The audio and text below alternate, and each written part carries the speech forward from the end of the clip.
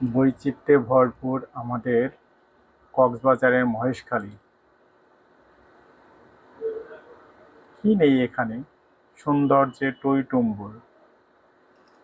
এখানে চরের চারদিকে যেমন নীলাভ পানি, সাথে আপনার এখানে প্রচুর পরিমাণে সামুদ্রিক মাছ পাওয়া যায়।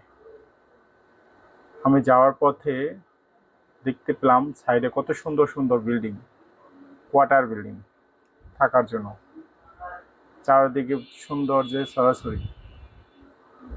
যাওয়ার পথে আমি প্রথমে ড্রামে করে গেলাম, এই যে ড্রাম সিস্টেম আছে, স্পিড বোট সিস্টেম আছে। তো মহেশখালী কক্সবাজার থেকে কয়েকটা মাধ্যমে যাওয়া যায়, স্পিড বোট, লঞ্চ, অনেক কিছু যাওয়া যায়। এখানে সুন্দর সুন্দর স্ট্যাচু আছে, বৌদ্ধ মন্দির আছে। লবণ উত্তোলন হয় মহেশখালী সবচেয়ে বেশি, পান উৎপাদন হয় সবচেয়ে বেশি। এখানে বৌদ্ধ মন্দিরগুলো অনেক কারুকার্য করা, দেখতে পাচ্ছেন কত সুন্দর বৌদ্ধ মন্দির।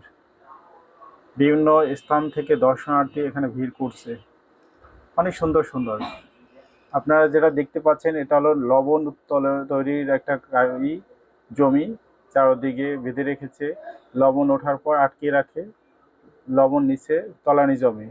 এই যে জোয়ার ভাটার সময় এই খালগুলো ভাটার সময় একেবারে শুকিয়ে যাচ্ছে, এবং জোয়ারের সময় টইটুম্বু হয়ে একেবারে উপর পর্যন্ত চলে আসে।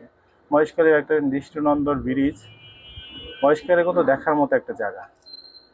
আমরা যারা সমতলে বসবাস করি তারা চর এলাকায় দেখার জন্য মহেশখালী খুব সুন্দর একটা জায়গা, কত সুন্দর পরিবেশ।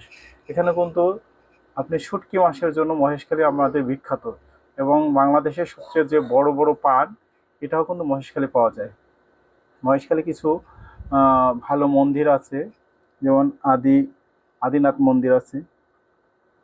কত সুন্দর বৈচিত্র্যময় মহেশখালী। তবে এখানে সমতলের মতো এতটা নান্দনিক না, সব ধরনের ফসল তৈরি হয় না।